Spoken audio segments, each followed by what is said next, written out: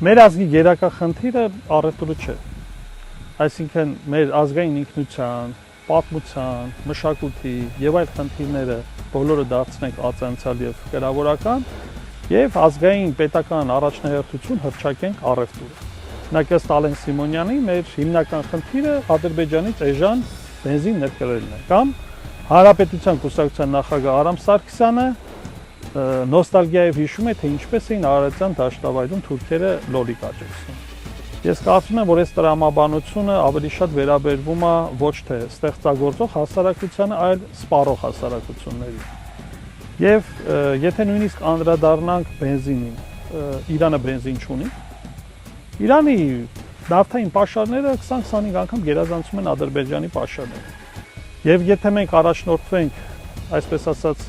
ՔՊ ղեկավարության այսօրվա իշխանությունների տրամաբանությամբ, ինչ է լինելու։ Այսինքն վաղը եթե Ադրբեջանի բենզինը ավարտվեց, հայ ազգի առաքելությունը ավարտելու է։